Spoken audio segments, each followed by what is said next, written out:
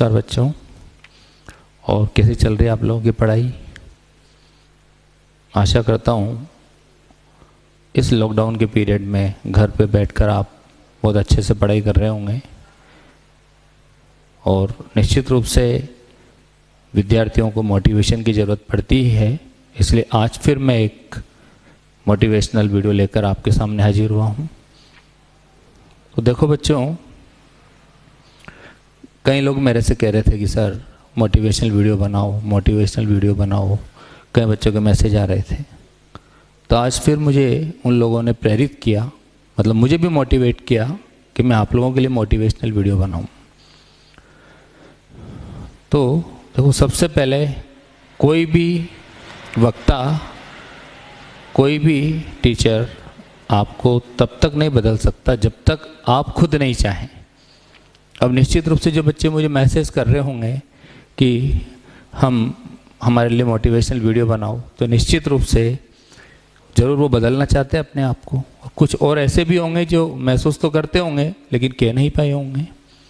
तो मैं आज इसीलिए एक बार फिर आपके सामने मोटिवेशनल वीडियो पार्ट 4 लेकर आया हूँ। तो सबसे पहले हमें यह देखना है कि क्या हमारा दिमाग स्वस्थ विचारों के लिए खाली है क्या हमारे दिमाग में कई नकारात्मक विचार तो नहीं भरे हैं? तो एक तो नकारात्मक विचार भरे हों तो फिर मेरी बात असर ही नहीं करेगी। तो पहले अपने आप को आपको अपने उस दिमाग के नकारात्मक विचारों को खाली करना होगा। इसी पर एक छोटी सी कहानी सुनाता हूँ कि एक बार एक शिष्य एक महात्मा जी के पास जाता है कि महात्मा जी, वैसे तो मेरे पास बहुत ज्ञान है, मुझे बहुत ज्ञान की प्राप्ति हुई है, लेकिन फिर भी लोगों ने कहा है कि इन महात्मा जी से भी थोड़ा ज्ञान ले लीजिए, तो इसलिए मैं आपसे ज्ञान लेने आया हूँ। तो महात्मा जी ने कहा ठीक है भाई, ज़रूर आपको ज्ञान देते हैं, चलो तुम मेरे साथ मेरे आश्रम में चलो। और वो महात्मा जी उसे अपने आश्रम में लेके जाते हैं। वहाँ जाकर वो उसको बिठाते हैं अपने सामने वाली टेबल पर और अपने नौकर को बोलते हैं कि भाई तुम जाकर 2 कप चाय और 1 केतली लेकर आओ।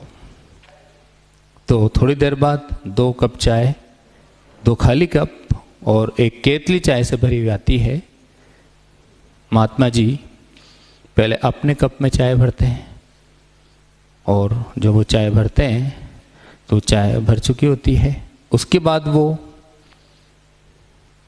अपने जो शिष्य है, जो उनसे ज्ञान प्राप्त करना चाहता है, जो अपने आप को वैसे ही बहुत ज्ञानी समझता है, उसको कप में चाय डालते हैं। तो जब उसके कप में चाय डालते हैं तो कप आधा भर जाता है। फिर थोड़ी देर बाद चाय डालते रहते हैं लगातार, तो पौना भर जाता है और फिर धीरे धीरे कप पूरा भर जाता है। और वो शिष्य लगातार इस बात को देख रहा होता है। तभी वो देखता है शिष्य कि वो गुरुजी तो लगातार चाय डाले ही जा रहे हैं, अब तो बस गिरने की स्थिति में आ गई, अब तो कप फुल हो चुका है। तो वो शिष्य एकदम बोला गुरुजी से, कह रहे गुरुदेव आप देख नहीं रहे हो क्या, ये कप चाय से पूरा भर चुका है और अब तो इसमें कोई गुंजाइश नहीं बची है, तो नीचे चाय गिरने वाली है। ये कहते ही गुरुदेव ने उस शिष्य से कहा कि जिस प्रकार इस भरे हुए कप में अब और चाय नहीं आ सकती, ठीक उसी प्रकार तुम्हारे भरे हुए नकारात्मक विचारों से भरे दिमाग में मेरा स्वस्थ विचार तब तक नहीं आ सकते जब तक कि आप उसे खाली नहीं कर लेते। तो बच्चों, सबसे पहले तो किसी भी अच्छे विचार के लिए अपने दिमाग को खाली करें। ठीक वैसे ही जैसे एक आलमारी जो पुस्तकों से भरी हुई है, उसमें कोई नई पुस्तक रखने की जगह होगी तभी वो रख पाएंगे, अन्यथा आप उसमें कोई दूसरी नई पुस्तक नहीं रख सकते। तो मेरी पहली बात का निष्कर्ष ये है कि जो भी मैंने अब तक वीडियोज बनाए हैं और आज जो मैं वीडियो बना रहा हूँ, उन सब वीडियो में सार की बात यह है कि फर्स्ट हमारे दिमाग पूरी तरह अच्छे विचारों को लेने के लिए खुला हो, पूर्वाग्रह से ग्रसित नहीं हो, कोई पहले की कोई सोच है तो उसे चेंज करें, उसे बदलें, जिस तरह से एक अपना जो मोबाइल होता है उसे अपने को डिलीट करना पड़ता है बेकार की चीज़ों को, ऐसे अपने दिमाग से उन बेकार की नकारात्मक चीज़ों को डिलीट करें, तब आपके अंदर एक सकारात्मक विचार आ पाएंगे। और अपनी ज़िंदगी या अपनी लाइफ या सफलता पाने के लिए हमें कोई बहुत बड़े पोथी को पढ़ने की ज़रूरत नहीं है, हमें बहुत बड़ी शास्त्रों को पढ़ने की ज़रूरत नहीं है। एक मात्र विचार, एक अच्छा विचार आपकी लाइफ को बदल सकता है। एक खूबसूरत विचार, एक अच्छा विचार, एक मोटिवेशनल विचार पता नहीं कब आपके दिल को छू जाए और आप असर करने लग जाए।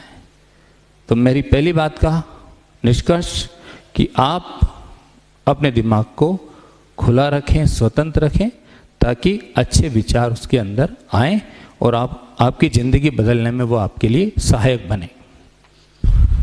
निश्चित रूप से आप सभी कामयाब होना चाहते हैं, हर कोई चाहता है कि सफलता उसके कदम चूमे, लेकिन आपको ये भी पता है कि हर व्यक्ति, हर छात्र उतना कामयाब नहीं हो पाता।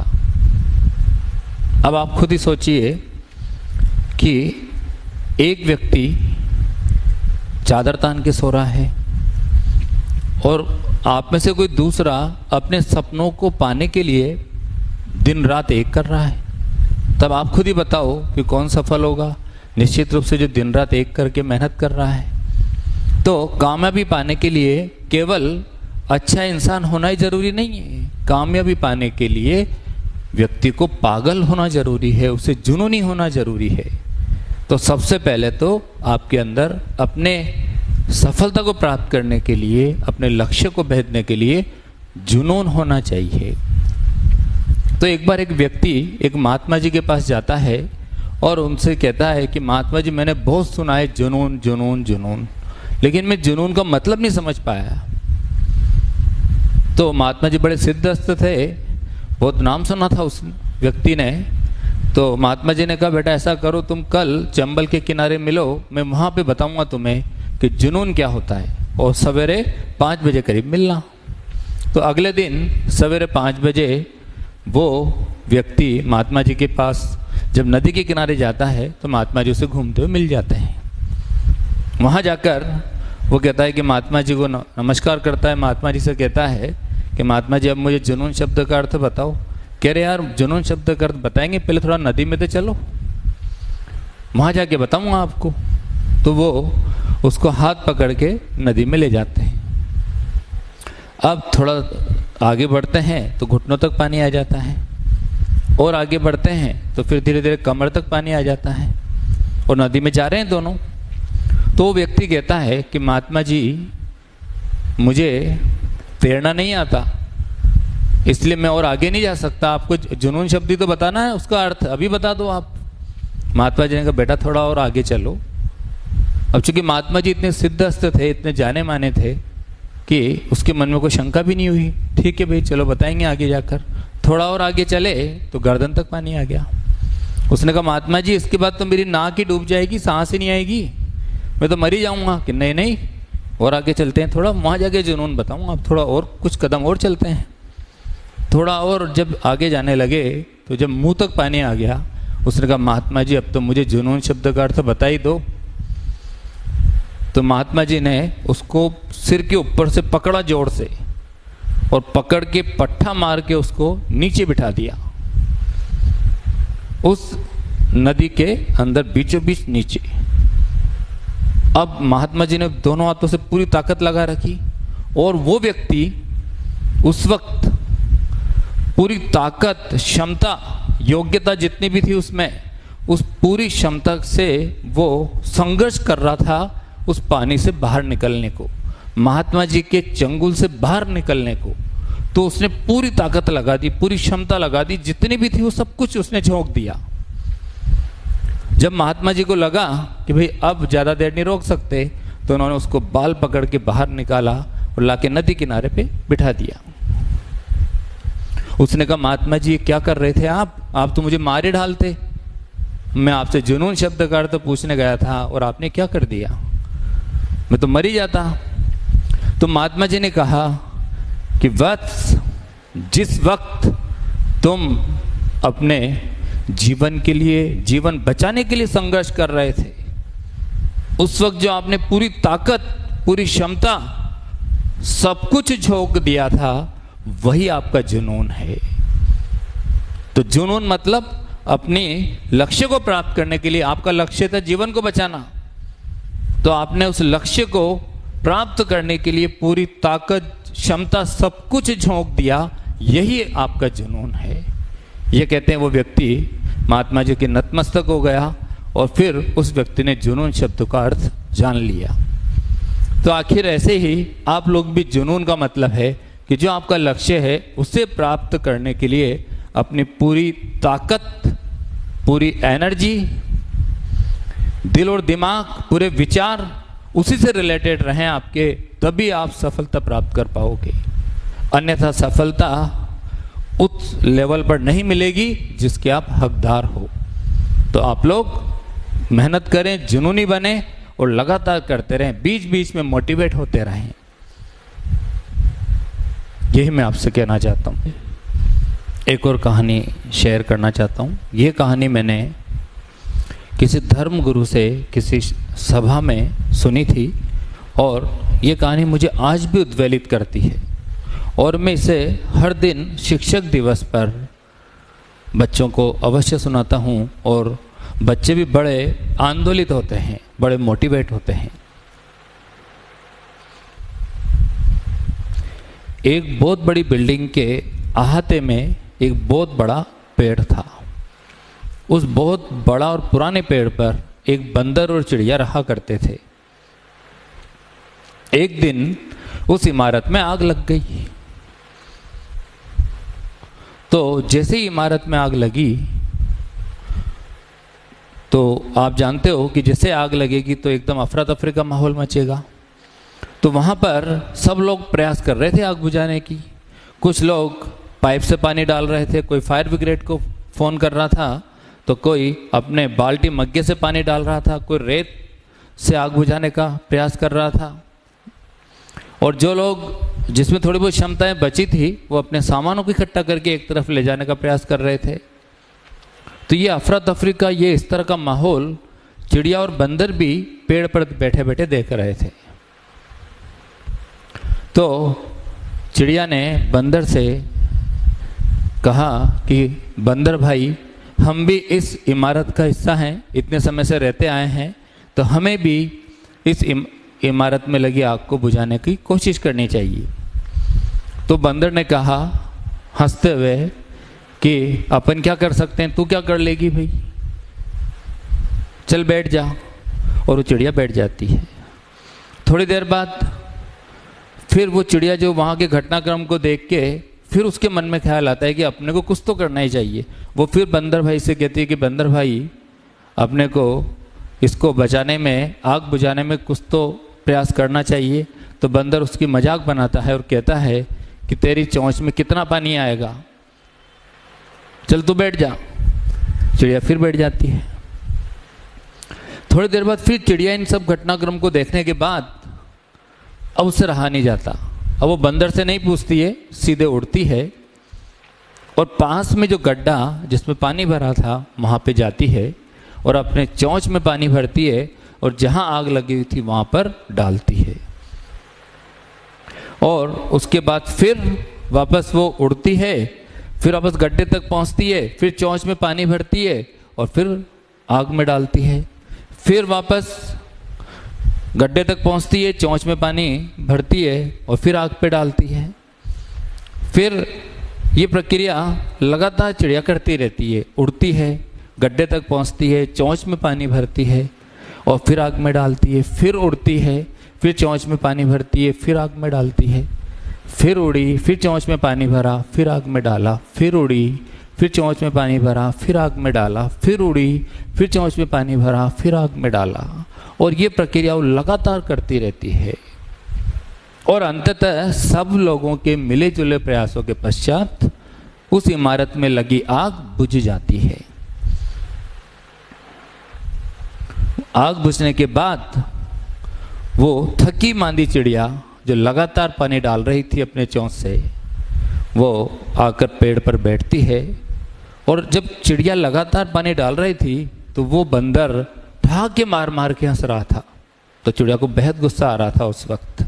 तो जब वो थकी मांदी चिड़िया पेड़ पे आके बैठती है तो वो बंदर उससे कहता है कि क्या तुझे क्या लगता है कि तेरे पानी से आग बुझी है ये?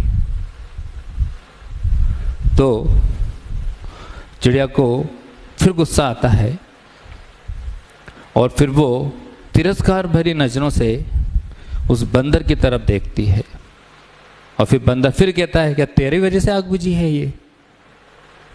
इस बात को सुन के फिर चिड़िया से रहा नहीं जाता। और अब जो चिड़िया का जवाब आप सुनोगे तो ये उन सब बच्चों को जगाने के लिए काफी है। चिड़िया का ये अंतिम जवाब जो उस बंदर को दिया गया, ये उन सब विद्यार्थियों को जगाने के लिए काफी है जो अपनी असफलता दूसरों के कंधों पे लाद रहे हैं, जो अपने सफल नहीं होने के कारण उसकी बहानेबाजी कर रहे हैं, दोषारोपण कर रहे हैं, दूसरों को बता रहे हैं, खुद को नहीं मान रहे, अपनी क्षमता जितना प्रयास नहीं कर रहे, मक्कारी कर रहे हैं, कामचोर हैं, मेहनत नहीं करना चाहते, अपने कार्य में जुनून नहीं डालना चाहते। उन सब बच्चों को जगाने के लिए चिड़िया का यह अंतिम जवाब काफी है कि जब बंदर ने कहा कि क्या तेरे इस बित्ती पर चोंच के पानी से आग बुझी होगी? तुझे क्या लगता है तेरा आग बुझाने में योगदान है?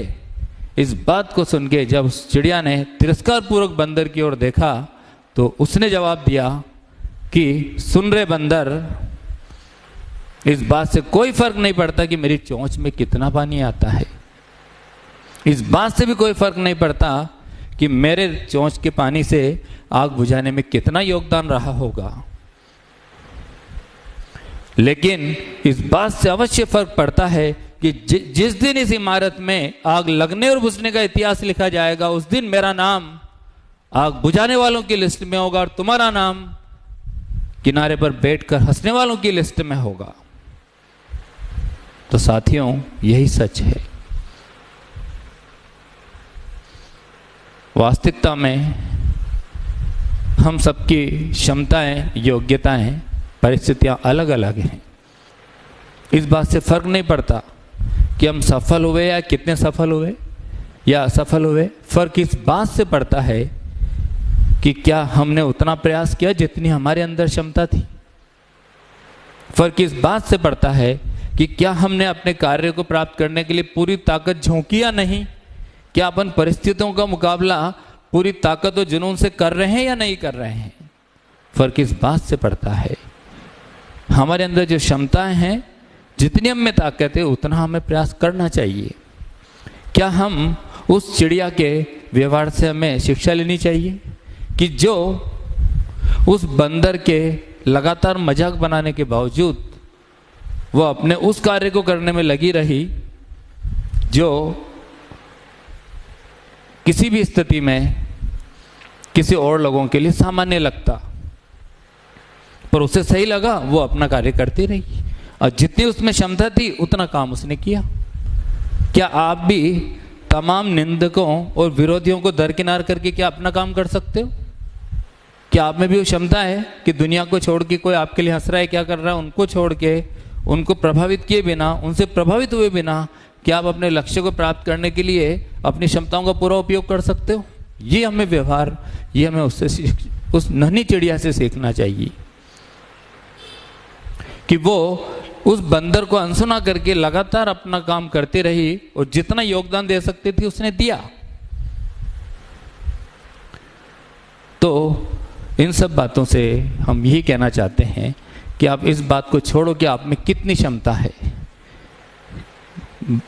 केवल फर्क इस बात से पड़ता है कि आप में जितनी क्षमता है क्या आपने उसका पूरा उपयोग किया या नहीं। क्योंकि अगर आप अपनी पूरी क्षमताओं को उपयोग करोगे तो कल यदि जिंदगी के किसी पड़ाव पर, किसी पायदान पर आप असफल भी हो जाते हो तो आपके मन में, या कम सफल भी होते हो तो आपके मन में मलाल नहीं होगा। आपको लगेगा नहीं, मैंने तो मेहनत पूरी की थी, मेरी तरफ से प्रयास में कोई कमी नहीं थी, तब अफसोस नहीं रहेगा। इसलिए आप हमेशा मेहनत करते रहें, अपने में जितनी क्षमता है उसका उपयोग करके लगातार प्रयासरत रहें और अपने मेहनत को पाने की दिशा में जुट जाओ। वापस से लग जाओ मेहनत करने में। जो आपका टारगेट है, जो आपका एम है, जो आपका गोल है, जो आपका लक्ष्य है, उसको ध्यान देते हुए वापस से स्टडी करने में लग जाओ। इसी बात पर मुझे एक पौराणिक कथा भी याद आ रही है कि एक बार जब प्रभु श्री राम लंका पर चढ़ाई कर रहे थे तो वानर सेना पुल बनाने के कार्य में लगी हुई थी। उस दौरान एक नन्ही गिलहरी समुद्र के किनारे जाती और अपने शरीर पर कुछ रेत के दानों को चिपकाकर और जहां वानर रेत इकट्ठा कर रहे थे वहां उन्हें झड़काड़ देती, उन्हें गिरा देती। और लगातार ये बार बार किए जा रही थी। तो बार बार समुद्र के किनारे जाती, वहां से रेत को अपने शरीर पे चिपकाती और उस रेत के ढेर में जाके लौटकर उसको झड़का देती। पर ये इस कार्य से क्या हुआ, उन वानर सेनाओं को परेशानी हो रही थी बार बार। तो वो प्रभु श्री राम के पास जाते हैं और कहते हैं कि भाई ये नन्ही गिलहरी जो है ये बहुत परेशान कर रही है हमें। तो प्रभु श्री राम ने उस नन्ही गिलहरी को बुलाया और उससे पूछा कि भाई क्या बात है भाई। तो उसने कहा, प्रभु आप जो इतना नेक काम कर रहे हो, मैं चाहती हूँ कि उसमें मैं मेरा भी योगदान दूँ। इसलिए मैं नदी किनारे जाकर जितने भी रेत के दाने हैं जो मेरे शरीर पे एक चिपक जाते हैं, उन्हें मैं इन वानरों की जहाँ पे रेत को इकट्ठा करते वहाँ ला के झड़काड़ देती हूँ, तो इससे कुछ तो मेरा भी योगदान हो जाता है। तो उस नन्ही गिलहरी की ये बात सुनकर प्रभु श्री राम बहुत खुश हुए और उन्होंने उसके शरीर पर अपनी उंगलियों से हाथ फेरा। और कहा जाता है पौराणिक मान्यता के अनुसार कि आज नन्ही गिलहरी पर जो धारियां हैं वो प्रभु श्री राम की उंगलियों की छाप है। तो बच्चों, नन्ही गिलहरी से भी हम इस बात की प्रेरणा ले सकते हैं कि देखो उसने भी उसी तरह कितनी मेहनत की और एक अच्छे नेक कार्य में मदद की। तो मेरा कहना इतना ही है कि आप लोगों में बहुत क्षमताएं हैं, अपनी क्षमताओं को पहचानो, किसी से कंपेयर मत करो, अपनी क्षमताओं का बेस्ट यूज करो। जितनी आप में क्षमताएं हैं उस पूरा 100% उसका यूज करने की कोशिश करो। हर कोई 100% एकदम नहीं कर सकता, पर उसकी ओर अग्रसर हो सकते हैं अपन। और उसके लिए आप डेली प्रयास करो, डेली का काम डेली करो। जो भी पढ़ाया जा रहा है आपको ऑनलाइन, जो भी सिस्टम है आपका, जैसे भी आप पढ़ रहे हो, सबके वर्क पूरा करो, रिपीट करो। और जब तक वो काम पूरा नहीं हो जाए तब तक आप नींद नहीं आनी चाहिए आपको। लगातार करते रहो, लगातार करते रहो, लगातार करते रहो, क्योंकि रुक जाना नहीं तू कहीं हार के। आपको रुकना नहीं है, आपको लगातार बढ़ते जाना है, लगातार बढ़ते जाना है। अंत में यही कहूँगा मैं कुछ लाइन आप लोगों के लिए कि आप लोग अभी मेहनत कर रहे हो, लगातार बहुत सारे बच्चे अच्छे मार्क्स ला रहे हैं, मेहनत करते जा रहे हैं। तो आप सभी के लिए फिर एक बात कहना चाहता हूँ कि यह तो एक पड़ाव है, तुम्हें आगे बढ़ते जाना है। झरनों से संतोष न करना, पूरा सागर पाना है। छोटे गांव के छोटे उत्सव वह तुम्हारी मंजिल नहीं। सूरज की किरणों की तरह पूरी दुनिया पर छा जाना है, पूरी दुनिया पर छा जाना है। तो आज के लिए बस इतना है बच्चों। Goodbye, take care of you, love you, all the best.